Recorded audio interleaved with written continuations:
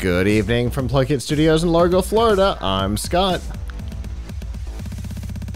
I'm Avram. And we are here with episode 534 of F5 Live, Refreshing Technology, for Monday, August 12th, 2019. This show is a proud part of the Tech Podcast Network. If it's tech, it's here.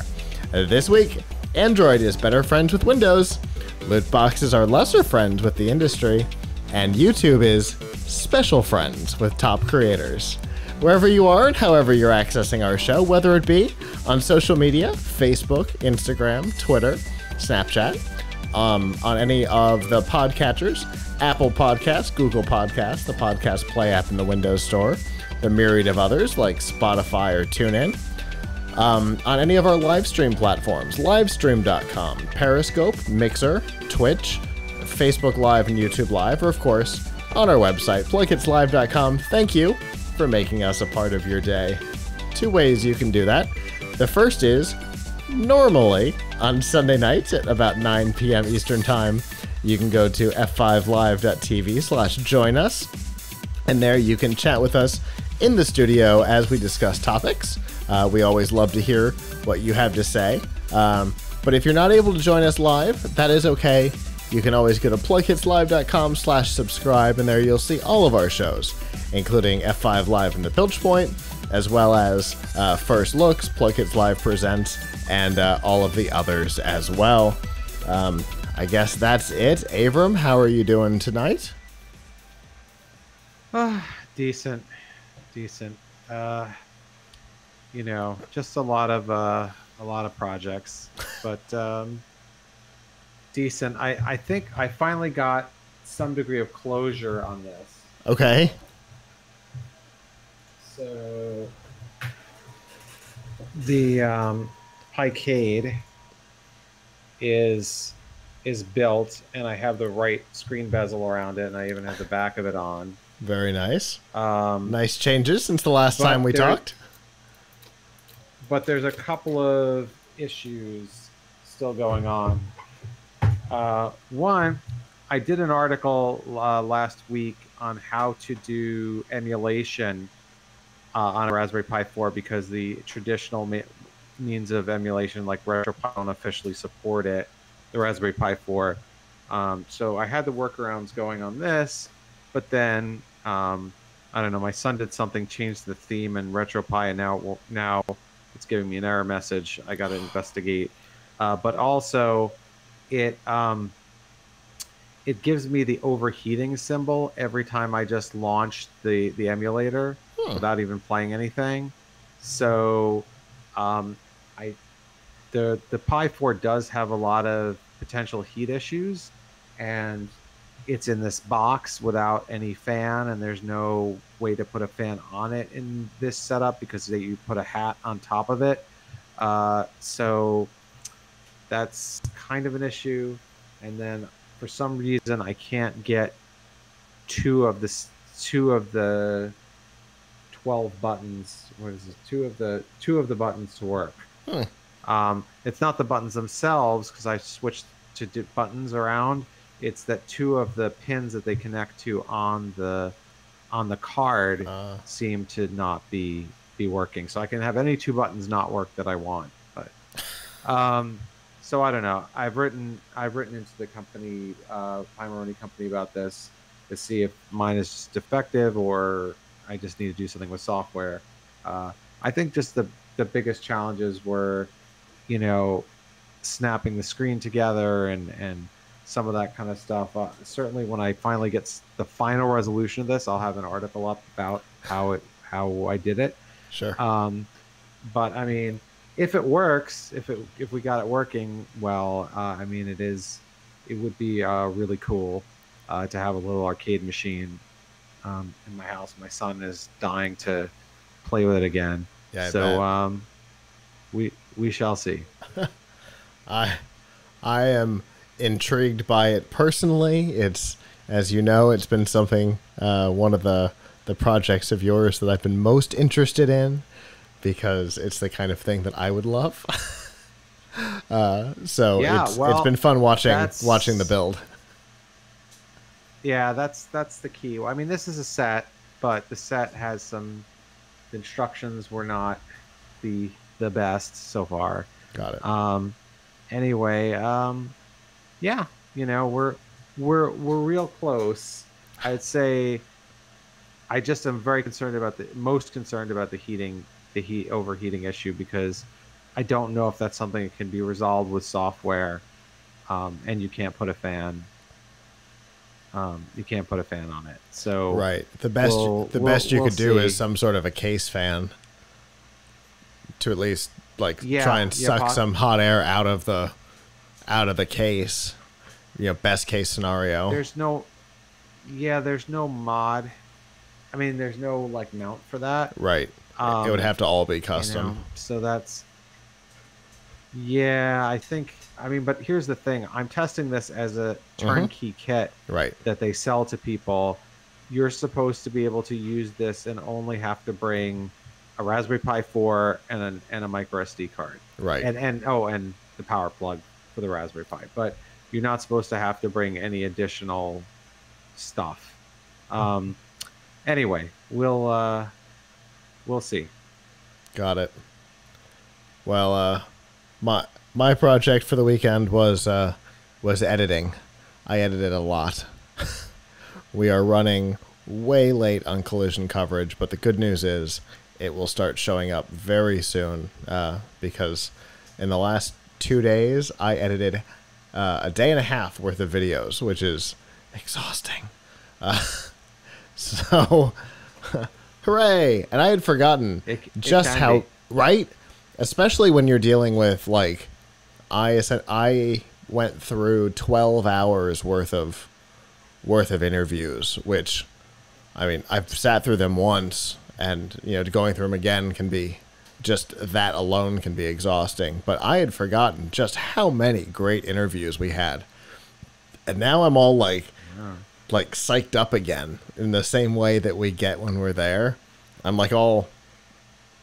I want to work on my own projects. I want to do this. I want to do that. All the same energy that you pick up when you're at the show is back, and so I'm super excited to start working on project stuff again. So that was my weekend, and I cannot wait to start publishing that stuff. But for now, how about we get down to some news? Cool.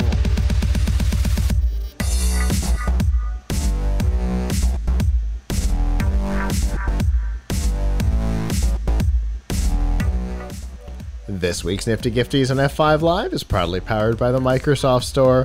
Whether you're looking for a new laptop, tablet, a phone like the new Samsung Note 10, or an Xbox, any of that is all available. And as you can tell, it's not just Microsoft stuff. There's a whole myriad of products, including VR and AR headsets, and a host of laptops and tablets, and a whole lot more. And you can find all of that by going to f5live.tv/Microsoft. And remember, students and military get a 10% discount. So, speaking of Samsung and Microsoft, this week we saw the official announcement of what is likely the least protected from a leak perspective product in a long time, the Samsung Note 10. It basically, we had seen or heard most, if not all, of the features, all of the specs ahead of time, but there's always surprises, always things that are kind of kept private even with all the leaks, and one of those was Samsung and Microsoft's not just renewed but reinvigorated relationship over the last couple of years. Microsoft has sold, as we've talked about in the Nifty Gifties promo for a while, has sold Samsung devices physically in their stores, as well as through the online Microsoft store. Samsung has actually produced Microsoft Edition versions of their devices, including a lot of the Galaxy S series phones have had a Microsoft Edition that have come with all the Office products pre-installed, Edge and things like that. But now we have an even stronger relationship coming with the Note 10. Most notably is the relationship with the Your Phone app on Windows 10. Up until now, it has had some decent functionality on Android devices, the ability to see your recent photos, to get push notifications from your phone, push to Windows 10, as well as being able to send and receive text messages from an Android device on Windows 10. But the Note 10 is going to bring a couple of interesting new capabilities, and my favorite is the screen mirroring. Right now, if you want to screen mirror a Samsung, you either have to do like a DLNA, you know, the smart project or whatever Samsung calls it, or something like that, and hopefully your computer has it, or you know, there's a couple of ways. None of them are good, but with the Note 10, the screen mirroring will be built in between the phone and the computer, including being able to use DeX, which is the Samsung phone as a computer capability. You will no longer need a special docking hardware. You'll no longer need all of the weird stuff that you needed in the past. Now you can even just plug it into a computer and boom, it's DeX. So if you plug it into a window, maybe, I don't know exactly how the details are going to work because I don't have one in my hand, but I think you'll be able to take your phone, plug it into a computer, and have DeX pop up, which is really kind of a great capability if you're somewhere that isn't your computer, so that you're not dealing with, you know, all of the complexities of using a thing on somebody else's computer and things like that. You've got your environment with you. And if that's the way it works, ooh, that'll be exciting.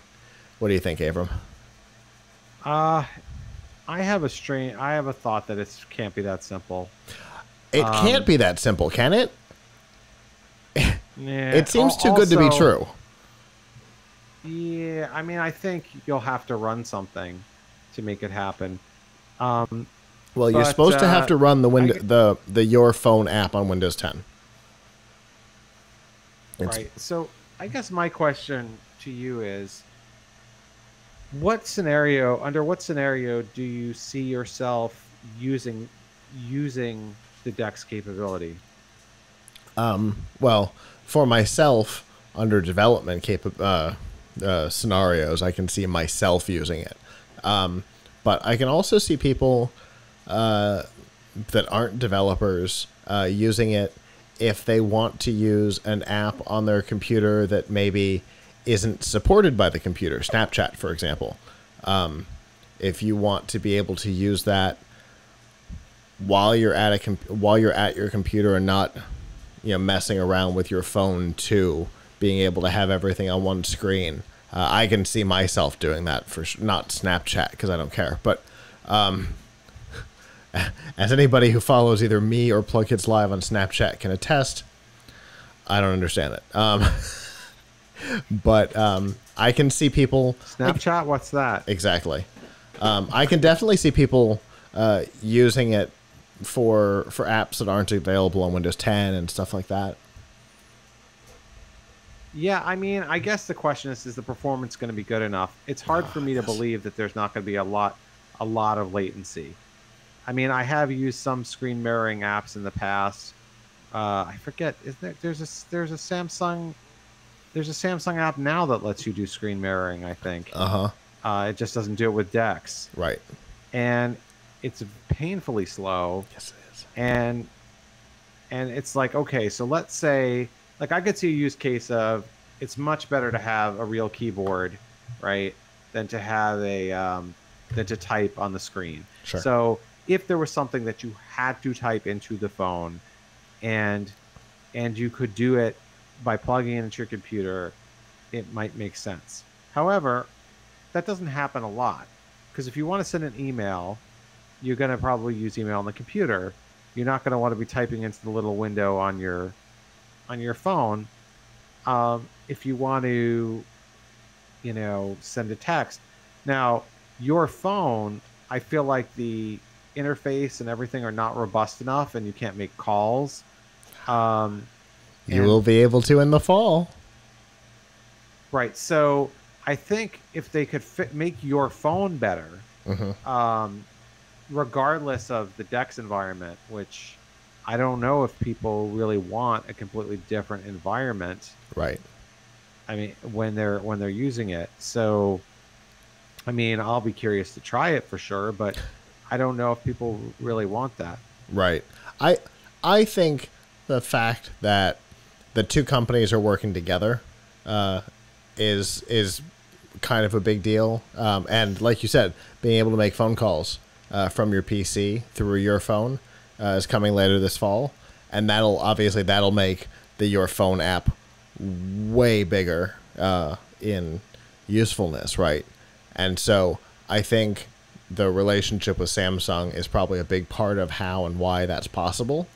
And so, who knows what this will mean in the future. Obviously, the idea of Android apps on Windows has been talked about over and over again, including they built the whole bridge and Google somehow shut it down.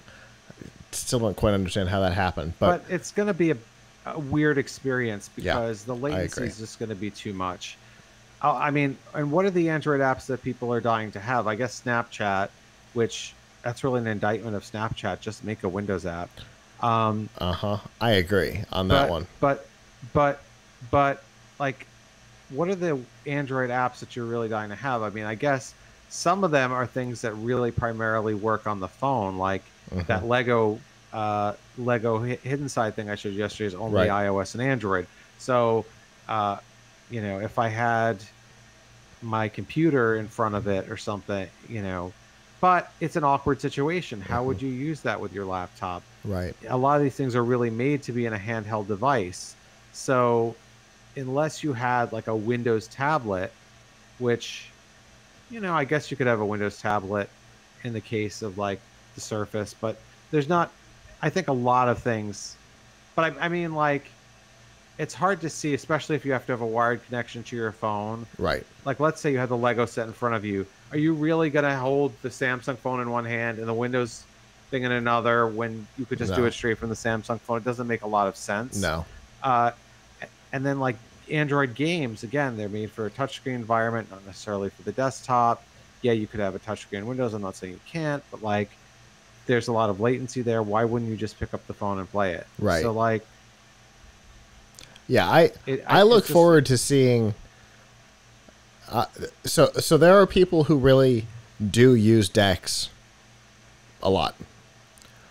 I don't know what percentage of Samsung users, but I've got a couple of friends who use it. Essentially, people who loved Windows 10 mobile, who have enjoyed DeX under those same kinds of circumstances. So I'm looking forward to seeing what kind of use cases come out of it. I don't know how much work went into it, to be perfectly honest, because like you said, Samsung they kept changing the name of the program for Windows.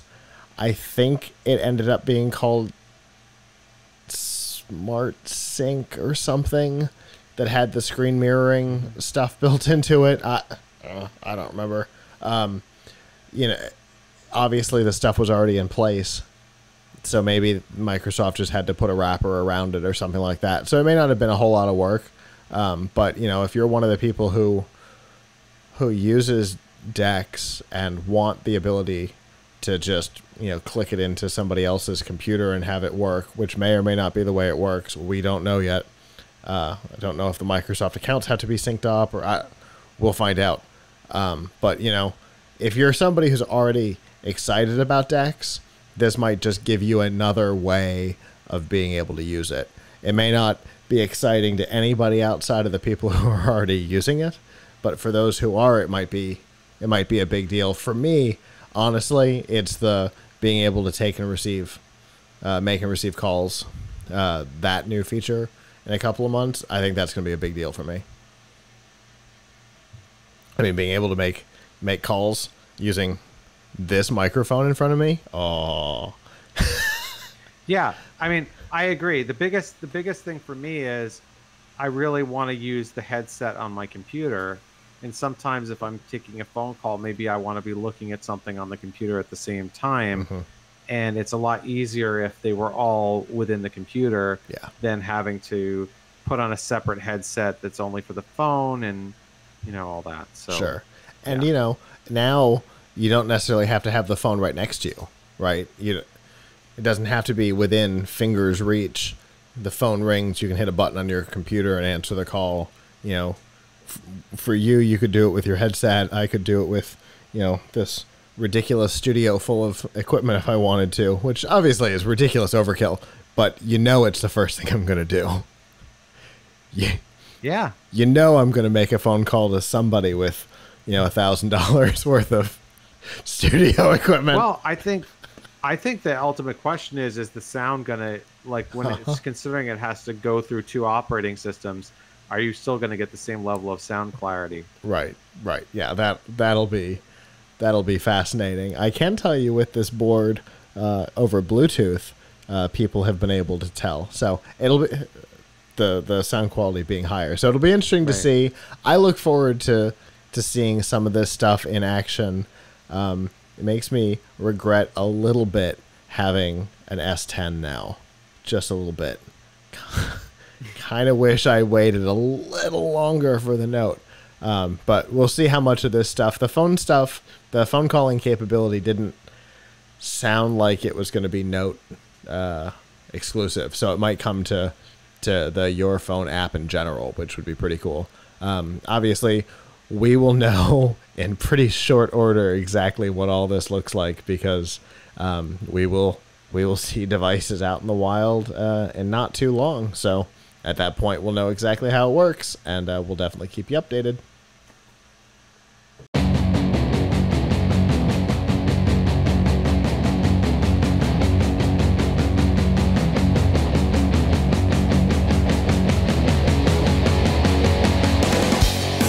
This week's Piltch Point with Avram Piltch is proudly powered by PureVPN. Keep your browsing history private with PureVPN. It obfuscates your usage so that Facebook and Google, as well as your internet service provider, all will not see exactly and be able to trace exactly what you're doing. Plus, if you're in areas that are not your normal home, for example, when we were at Collision and we wanted to watch Hulu from the United States, we couldn't, but with PureVPN now you can. And right now we've got a deal for our viewers, $2.88 a month for 2 years instead of the normal $11 a month for the service. And all of that can be found at piltchpoint.live/PureVPN. All right, so it's that time of year, Avram. We've got kids going back to school, and I know you are always on top of that, right?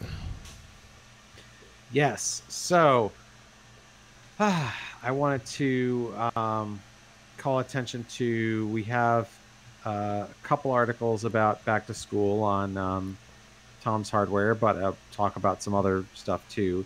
We have a story on 6 back to school PC upgrades that you can do. So if you already have a computer, which, there's a lot of students, college students going back to school, and they already have a decent computer, but it could get a little, their tools could get a little better. So obviously the things that I recommend to those folks are, if you can, whether you have a desktop or laptop, add more RAM. It's really good to go. A lot of people have 4 gigabytes or 8 gigabytes. If you can get to 16 gigabytes, which is not crazy, because you can usually do that for around $60. That would definitely help you with multitasking, which we're all doing. If your computer still has a hard drive, get an SSD already. It's so inexpensive. I recommended one of my coworkers the other day to buy a 500 gigabyte SSD for $65. And that wasn't even a great deal. That was like a regular price at Best Buy for a Western Digital blue SSD. So they're so cheap. I guess the other obvious things are, if you can get a monitor or a larger, faster monitor, one particularly if you game and you can get one that's 144 hertz or higher, that certainly helps your gaming experience. Um, you know, Getting a better keyboard helps you work helps you work better. Obviously, my favorite keyboard right now is this one, the Hex Gears Impulse, which is around I think $80 on Amazon. Fantastic Kale white switches. Um, but let's talk for a second about if you haven't bought a computer yet, what you should get. So if you're a parent and you're looking for what to buy your child, it obviously depends on their age and your budget. If you're buying it for a college student, well, obviously you probably want something thin and light that you can take to class. So if you could budget between, say, 800 and $1,200, you could consider getting the traditional winners in this ultrabook category, like the Dell XPS 13, Lenovo ThinkPad X1 Carbon, the if you want a two-in-one, the HP Spectre X360, or the HP NV13T. Those are all, or the Asus ZenBook. There's ZenBook line. Those are all really good choices for really thin and light Windows notebooks. If you are buying for a kid that is in high school or junior high or middle school, you have to look at what is it. Do you want to replicate the experience that they're having in school? So in school, a lot of schools, they use Chromebooks. However, if you want, and a lot of people buy their kid that because they're used to it from school, but Chromebooks are still very limited, particularly when it comes to things like physical computing. You want to plug in an Arduino board or a Raspberry Pi or something and create a robot or something. You're much better off with a computer that has native software, like a Windows PC. And you don't have to spend a lot to get a Windows PC, particularly if it's never going to leave the house. So if your kid is in high school and junior high and they're not allowed to, you don't want them to bring their own laptop to school, which I think most public schools don't have you bringing your own laptop to school unless they've told you to get it. Then it's perfectly acceptable to get something like the Acer Aspire E15 that for under $350 gives you is bulky, not fun to carry around, 15-inch laptop, but it's very affordable and will get the job done for a lot of people. So, obviously, you also might want to look into a desktop. But a lot of college students, if they're getting a desktop, it is to play games in their dorm, and then they have another laptop that they carry around, because college campuses these days, people bring laptops with them to school.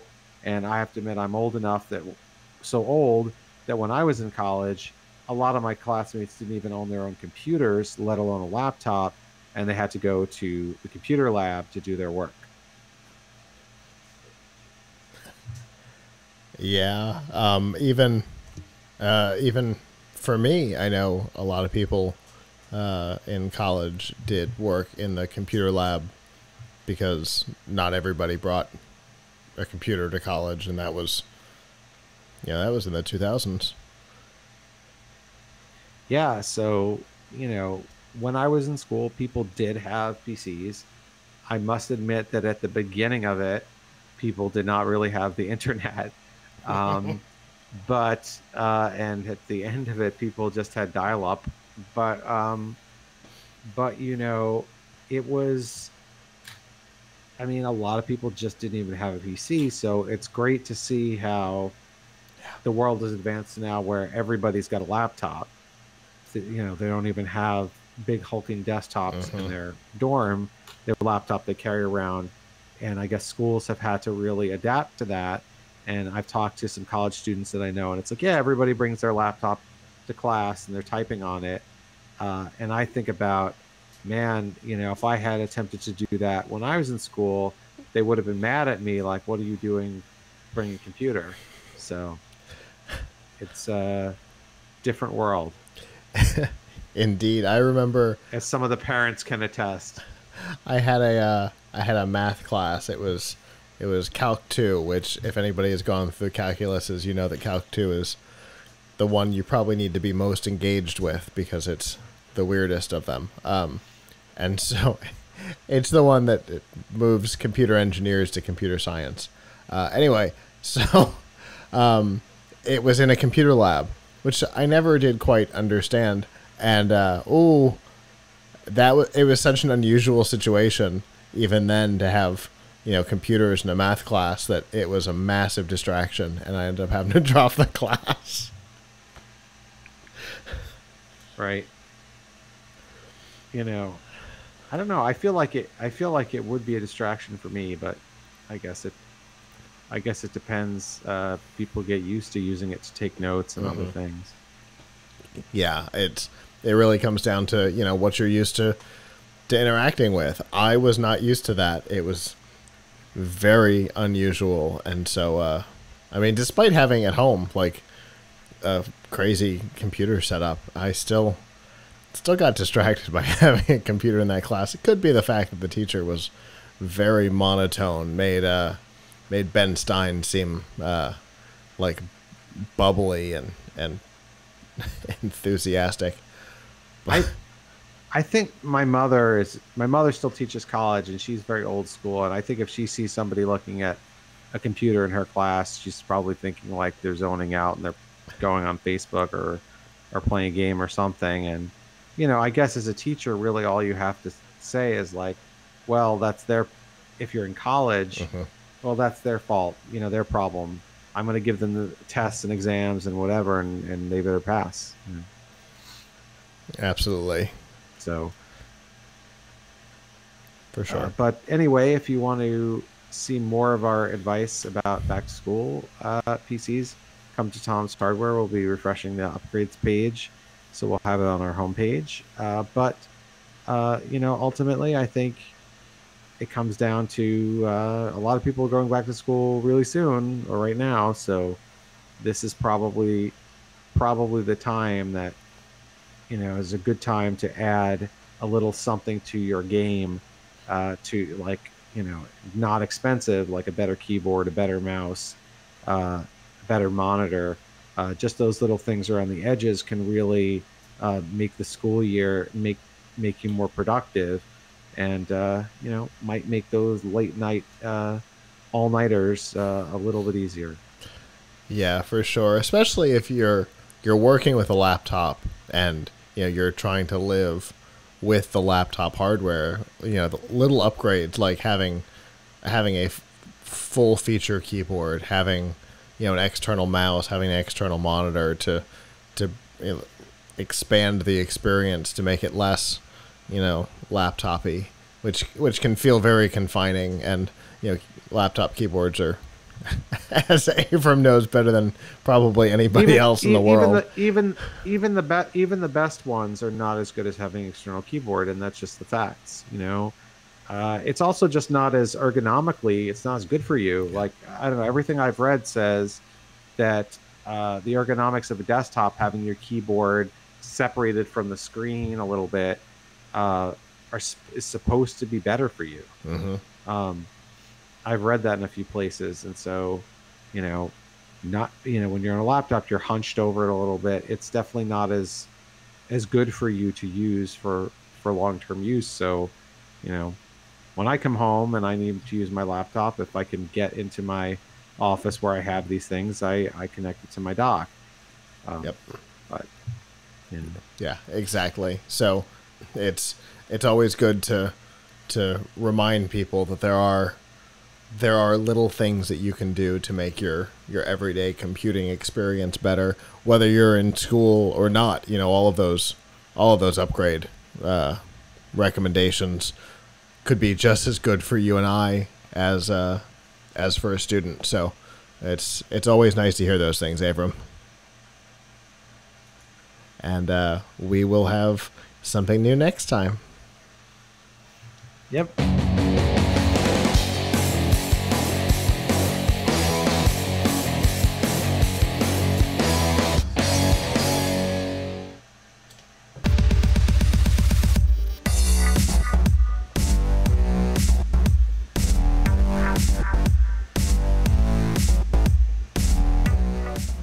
This week's Extra Life on F5 Live is proudly powered by Razer. All the accessories you need to up your game on PC or console are available from Razer, whether you're looking for a new keyboard or a new mouse, as we just discussed, or you're looking for specialty things like webcams with built-in chroma key, or you're looking for a full gaming laptop.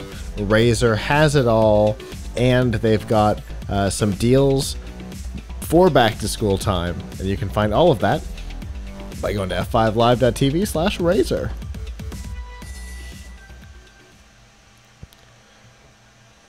Over the last 2 years, we've talked about the growing discontentment with loot boxes in gaming. Obviously, the topic was really spurred by Star Wars Battlefront 2 and the fact that it was calculated that, you know, a AAA title game that costs $60 to purchase to get all of the items in the game would require, I don't remember what the exact number was, but $2,200 comes to mind, or something like 30,000 hours of gameplay. Again, I don't remember exactly the numbers, but it was ridiculous like that. And that really brought the topic to the forefront again. Eventually, EA gave up the idea for the most part. But we know that there are these things in a lot of games where you pay a couple of dollars, you get a box with unknown things in it, and for $5, maybe you get 3 $1 skins, or maybe you get a $25 weapon. You never quite know what you're going to get, and therein lies the problem, because without knowing what it is that you're going to get, and without knowing any odds on it, it is classified by some places as gambling. And I can understand how you get there. And so governments have been either slow to or weary to respond entirely, and so the industry has. The ESA, which if you're a gamer, you recognize the ESA because on the back of all of your games, or the front of all of your games, there's your rating that is done by the ESA. They got together and said, how do we deal with this? And all three of the big platforms, Microsoft, Sony, and Nintendo, said, how about we force game publishers to disclose the odds of the loot boxes on the packaging in the games all the time, period. And so, starting next year, we will see exactly that. All new games, or any games adding paid loot boxes to the system, to their games, will be required by the big three to disclose exactly what the odds are on getting something of value. And I think that is a great example of the industry regulating itself, as they did with the rating system years ago. It may not be the ideal situation, because I sure would like to be able to just purchase the thing that I want, but if that's not the way we're going to go, at least getting odds is a good start. What do you think? Right. Okay, but here's the question that I think we need to be, I guess I'd like to see a little bit more specifics. You're saying something of value, right? Well, how is that determined? Who decides what's of value? And you know, and so if there's like five possible like digital, if there's like 20 possible digital objects, do they have to give you a bulleted list of 20 of all 20 possible outcomes and then the odds of each? Or are they just going to say your chance of winning something, of getting something good is 30% or something, which who decides what good is? I think it's gonna be by class. So like your odds of getting a $1 skin are this. Your chances of getting one of the $25 weapons are this. Not necessarily your odds of getting this particular hammer are this, which maybe that will be the details. We'll get a little bit more in depth at, I don't remember which trade show, but there's a trade show coming up in which the ESA and the big three will talk about exactly what the details are. But my guess is it'll be by class of item. So like if there's $1 skins and $2 skins, probably each one will be broken out, but probably not by SKU is my guess. But again, we'll have a little bit more clarification on this at an upcoming trade show. But it's better than nothing, right? Also, I guess this assumes that all, depending on what you can get in a loot box, all weapons and skins are created equal, right? Like, I mean, it's sort of like, I guess a great analogy in real life in the non-virtual world is blind boxes, right? You go to the store and you want like a bobblehead or some kind of figurine or something, and they're in blind boxes, and you could get like, if they were superheroes, you could get like Iron Man, which a lot of people would want, or you could get like his henchman, his side, his like personal assistant or something, sure, right? Like, and those are both Bob. And for each person, it might be different, right? Like for you, Spider-Man might be of higher value than, say, Spider-Gwen, but for somebody else, it might be inverted. So, the idea of individual item value is certainly a complicated one. Yeah, I just think that there's certainly it's pretty obvious to the people that make these things, though, which ones are very few people are going to want. Sure. I can't help but think of one time. Do you know what a gashapon machine is? Yes. Right. So when I was in Taiwan one year, they have an underground mall that is filled with gashapon machines. For the uninitiated, those are those machines that have little toys in them and little capsules. And we had those when we were kids at the supermarket, but these are like, expensive and better quality toys. Yeah, the things that are in them aren't the little homies like what were in them when I was a kid. Right. So, I found this machine that had Godzilla toys, and my wife and I are big Godzilla fans. So we're like, oh yeah, let me get a gashapon from this. And they had pictures of like 5 possible little figures you could get. You could get, Godzilla, or you could get Mothra, or you could get like Mechagodzilla, like major characters. And then there was one that was a little tentacle, and they almost every time, like I think I tried it twice and got the tentacle twice. So like you tell me, don't you think they probably put more tentacles in there than Mechagodzilla's? Like, almost certainly. So you could say that they're all the same, but I think one could reasonably predict that like almost nobody wants the tentacle. Sure. Yeah, and this isn't it. Like you're saying, it's far from a new situation, right? The the grocery store machines, or buying baseball cards. Yeah, you never know what's going to be in it. So it's far from a new concept, but none of those things are required to progress in another thing that you've already purchased, which I think is where the kind of anger comes from on this particular topic. Is you spend $60 on a game like Star Wars Battlefront 2, but you can't actually play all of it without spending either an insane amount of time or an insane amount of money on other things, with your fingers crossed, hoping that the money you spent will get you not, the same weapon again.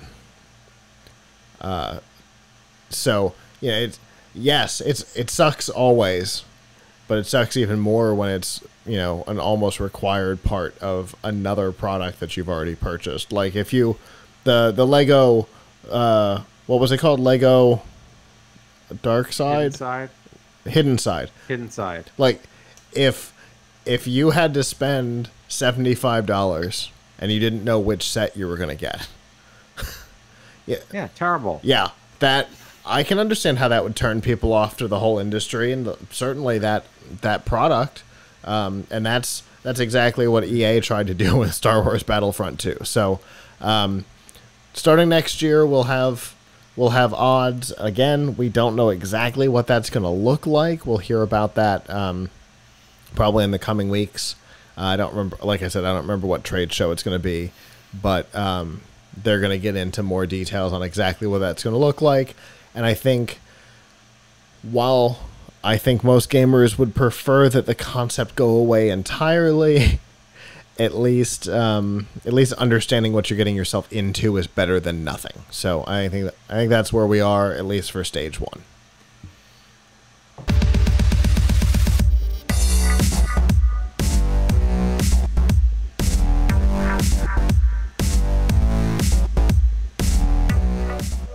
This week's news from the tubes and F5 Live is proudly powered by RiffTrax.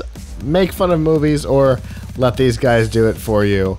The guys who used to do Mystery Science Theater 3000, Mike Nelson, Bill Corbett, and Kevin Murphy, are back and doing what they do best, creating commentaries for Hollywood blockbusters and B-movie oddities like The Million Eyes of Sue Maru.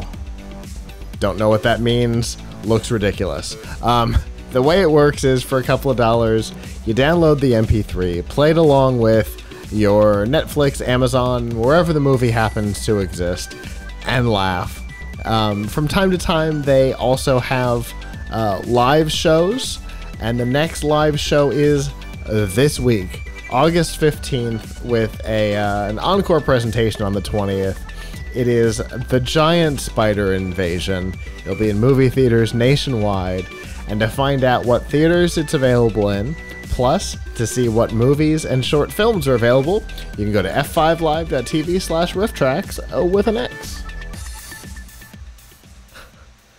Oh, my favorite part of that promo is getting to just go to the website and never know what weird movie they're going to pitch at me. Anyway, so obviously we know that Facebook has had its fair share, probably more than its fair share, of data controversy. The poster child for the privacy concerns over at the company obviously has been Cambridge Analytica, where the company accessed information and stored it off-site that it was not allowed to, and then used that information to track and target very specific advertising at people without their permission. This week, Instagram discovered that there was an advertising partner who was doing something very similar on the Instagram side of the Facebook family. As we know, Instagram is going to get a bit of a name change in the store here in the very near future. It's going to say Instagram by Facebook, which to me seems like a bad idea, especially with something like this. However, Instagram handled it very differently. Here's what happened. A company called Hyper, with a 3 instead of an E because it's the interwebs. The Hyper was accessing information on locations for users and their photos, their posts, and things like that, which is not part of Instagram's API. They were scraping the data direct from the website, which is against Instagram's terms of service. And they were then using that openly and notoriously. Like, they are very proud of having done this, and in fact claim to be an award-winning service, the award-winning location-based marketing platform.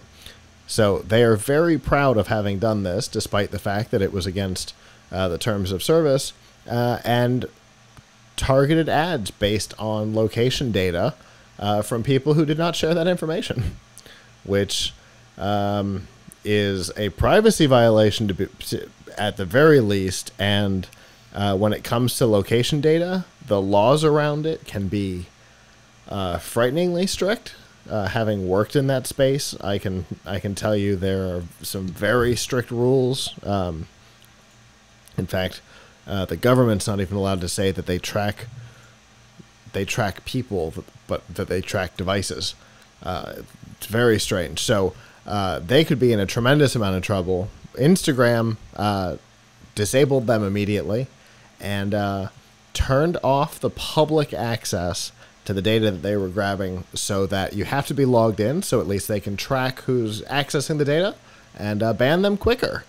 So obviously Instagram responded to this a whole lot faster than Facebook and Cambridge, which I think is a good sign that maybe the company is learning from their past mistakes.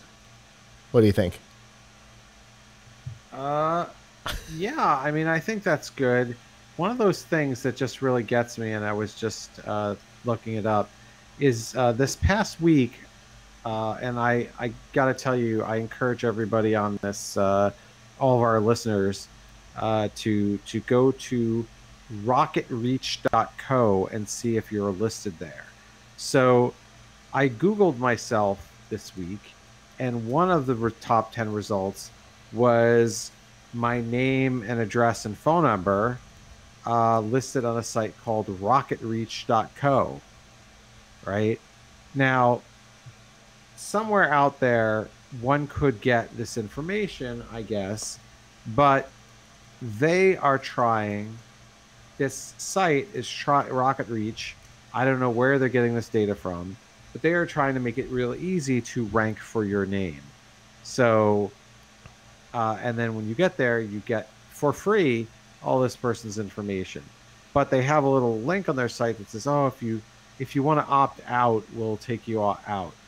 So I wrote to them, and they did indeed delete my unwanted profile there. But I guess the interesting question is, like, okay, so what they did is technically not illegal, right? They put up a page about me, but I can't control what people say about me, I guess, right? Sure. So this company Hyper, they're in effect doing what a person could do anytime you scrape something. And I have really mixed feelings about scraping stuff, because anytime you scrape something, you're only doing what a person could do if a person had unlimited time. Right.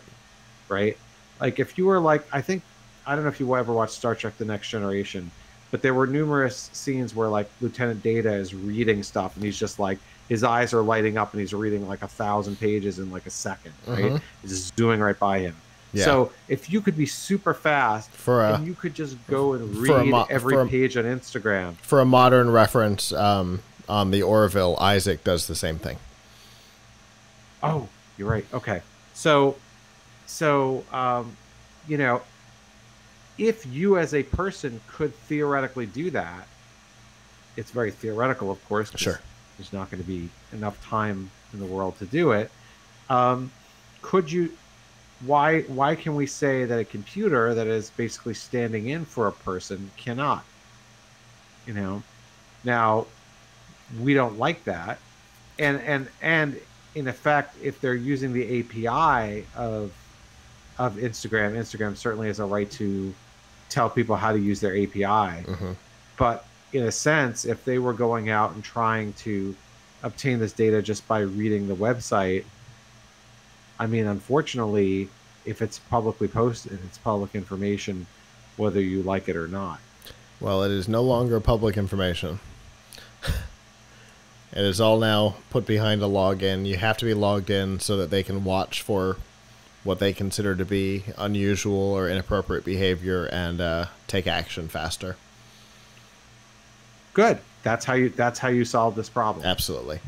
So they responded quickly. They removed Hyper from the platform. They terminated their API access for the things that they were accessing appropriately, and then the little hack that they were using to retrieve this information. Basically, they were using the Instagram locations feature, which shows photos on a map, and they were scraping that data.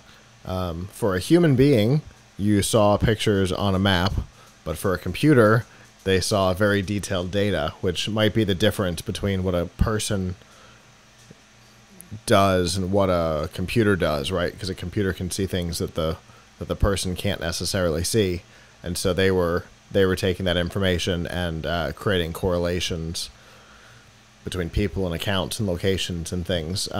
So all of that is now behind a login, and so if they detect inappropriate behavior, they will start banning accounts. So, you know, they responded quickly and appropriately, which is obviously not what Facebook did with Cambridge Analytica, because they were aware of what was happening more than a year before they did something about it. So perhaps the company's learning, or perhaps Instagram's just better at this than their parent company is. Yeah, maybe the culture inside of Instagram is different than the culture inside of Facebook proper. I don't know, but I think they took really great and really impressive action, making a change to their software quickly to prevent it from happening again. So, good for them. I'm impressed.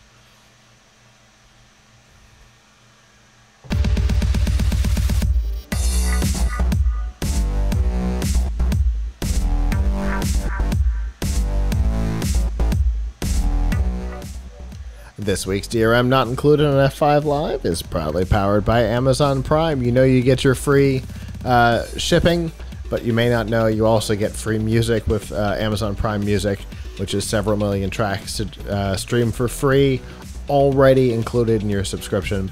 You also get Amazon Prime Video, which includes TV, movies, documentaries, both original content and licensed content. Again, already included in your subscription. Plus, my favorite is Twitch Prime, which gives you one free subscription on Twitch per month, which you can use to subscribe to PLUGHITZ Live or any other creator to help support them. Plus, you get free games. Every month they change, every couple weeks they change, similar to Xbox Live or PlayStation Network or Switch Online. And speaking of Switch Online, if you have a Switch, you get a free year of Switch Online, which will get you even more free games, all as part of your subscription. And we've made things easy for you.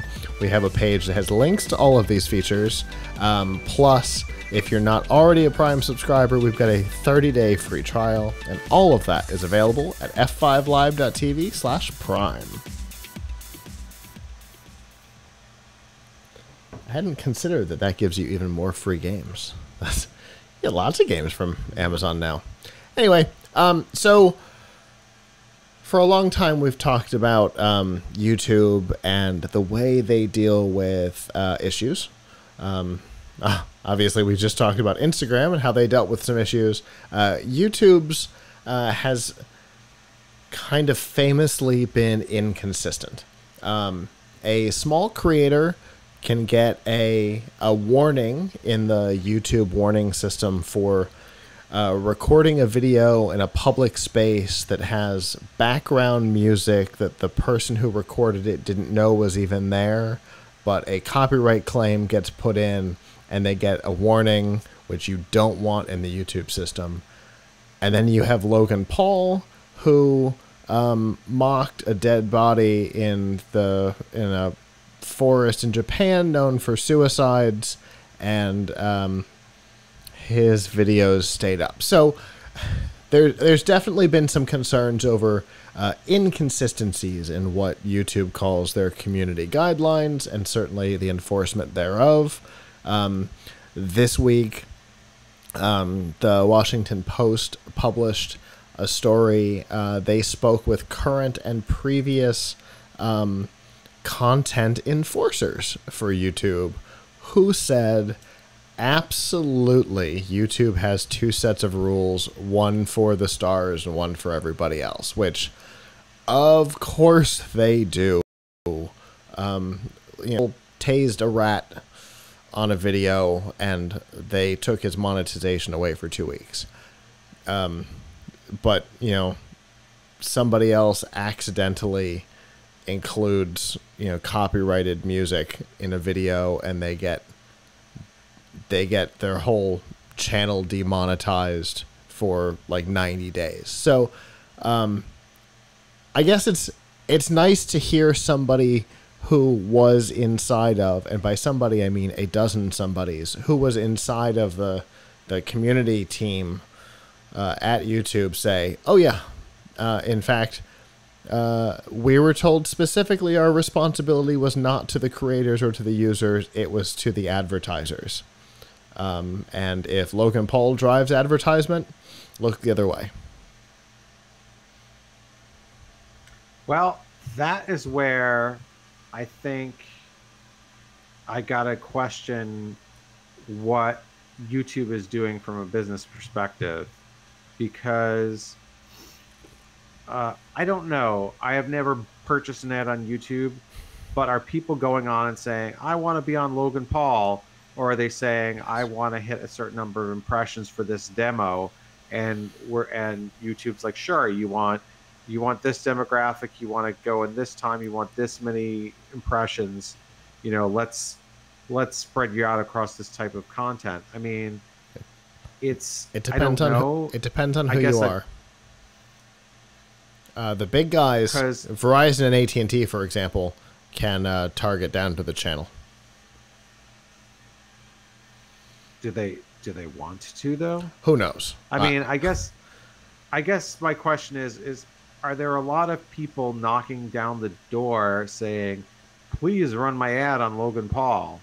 Right. I can't wait for PewDiePie, for my ad to be associated with PewDiePie. Oh God, I had forgotten about him. Yeah, well, it might come down to, just like from the business perspective, it might come down to the sheer number of views that their videos get. The two of them are in the top most subscribed channels on YouTube. So, the more views you get and the more you can run ads. Like, for example, with the tasing of the rat from Logan Paul, they demonetized all of his videos for 2 weeks. And when you consider that a new video from him tends to attract several million views within the first 24 or 48 hours, that's a lot of ad revenue that can be run, because I would imagine that the more popular channels, the people that obviously they can charge more money for an ad during the Super Bowl than they can for an ad during a local high school football game, right? And so I would imagine that it's no different here. There's more viewers, there's more engagement, that it's a more active channel. They can probably charge more for the ads, so they're going to be less likely to want to pull ads from it. Well, see, I think I guess what I take issue with a little bit in this report is that, are they doing it for the ad? Are they moderating on behalf of the advertiser, or on behalf of Google's desire to have advertising on that? Because advertisers from my experience, advertisers like to be on content that's brand safe, right? Sure. So if you were to tell me, my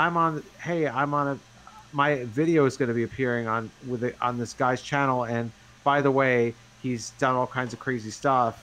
I think a lot of advertisers would be like, hey, put me on a different channel then. Yeah. Granted, somebody pays for ads.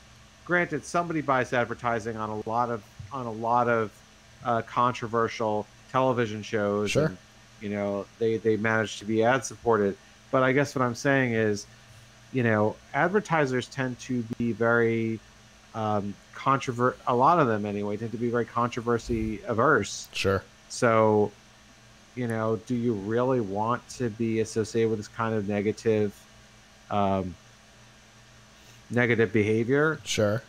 It might depend on who the advertiser is. Red Bull might not care because they're a bizarro company.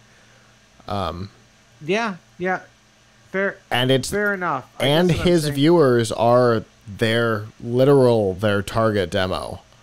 So, they may not be as worried as, say, Verizon, but when the channel's viewership is 13, it's Verizon doesn't care you're not our target demo.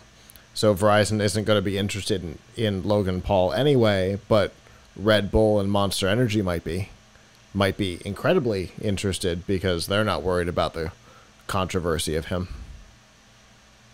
Right. I get it. I guess one way though to really, if people are really offended by what these folks are doing, I would suggest contacting the advertisers. Tweet at the advertisers. Is this what you want to support? Like, here's a sample video I saw your ad running on. Is this what you want to support? That can be very embarrassing. Absolutely, it can. For brands. I mean, I've seen that happen with television shows where people were really offended by stuff that was said and whatever. Like, hey, is this what you want to associate your brand with? So, I don't know. It's literally the thing that started the highly engaged community team, right? Because Verizon and AT&T were informed. I've used them as an example. This time it's real life. If Verizon and AT&T were informed that their ads were running alongside ISIS videos in the United States, and that they contacted Google and said, we're pulling all Google ads across all of the platforms right now until you fix this. And that was the beginning of Google going, we really need to start paying attention to what's going on. And things started to change over there. But obviously not entirely. Right. Yeah, that's the thing. I think that, I mean, I think it's very I think, obviously, I think Google, if Google would do the right thing for the viewers, they would also probably be doing the right thing for the best thing for advertisers. I agree. Like, granted, the best thing for them is to make money by running as many ads on as many videos as possible. But on the other hand, it doesn't look good. Right. It could be kind of Ponzi scheme-ish, right? At some point, the money dries up because you're running your ads next to videos that you don't want to be associated with, and everybody pulls their advertising dollars. Well, and that's the end of that. So there definitely is in theory, yes, run videos next to everything possible, but there's a certain point where even the big guys go, can't do this anymore, got to go. So there's definitely a balance that has to be struck in there, and I think they're having trouble figuring out what that is. And for me, I think if you're going to have something called community guidelines that are supposed to be the rules by which the entire community is bound, they should be that. And if you and I have to follow the rules, so should everybody else. In reality, I think that's what it really comes down to. If you and I have to follow the rules, why doesn't everybody?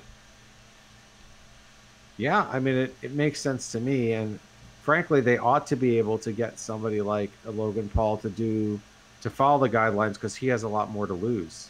Yeah, he in that 2 weeks that they demonetized his videos, that cost him somewhere in the vicinity of $5 million.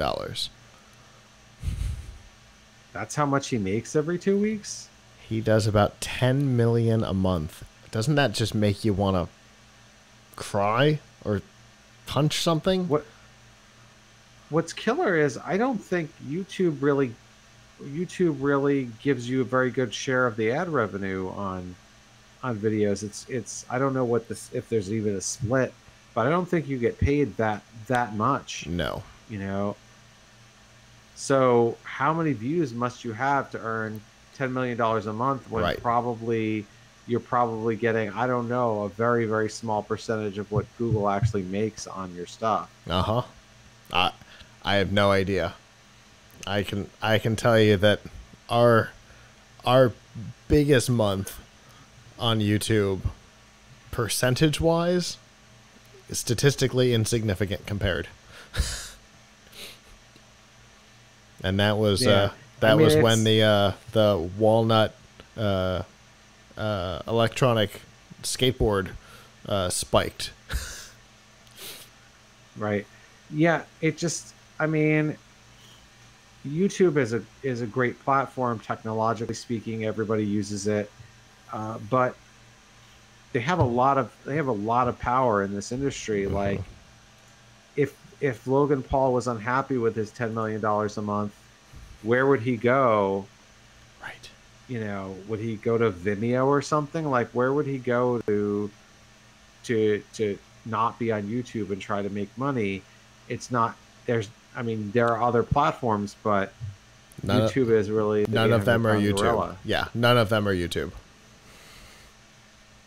Yeah, they own the market. So, and because of that, I feel like they think that not all the rules apply to them, and I don't think that's appropriate. I think if you're going to have community guidelines and somebody has to follow them, everybody has to follow them. That's just my takeaway on it. If I have to follow them, so should everybody. Seems fair to me. Absolutely. Well, that is our show. For those of you who joined us live, thank you very much. It was a different night this week. We'll see what that does for everybody. But for those of you who joined us live, thank you very much. In the future, Sunday nights, 9 p.m. Eastern, f5live.tv/join us. That's how you can join us and chat with us in the studio. If you have joined us live and would like to subscribe as well, you can always go to PLUGHITZlive.com/subscribe, and there you'll see all of our shows and all the different ways that you can watch and or listen, and all the different podcatchers, Apple and Google and all that. And so I definitely recommend subscribing to PLUGHITZ Live Presents. It used to be called the PLUGHITZ Live Special Events. Subscribe to that because we've got all kinds of content coming starting this week from Collision, and there have been some incredible interviews this year, and so that'll be great.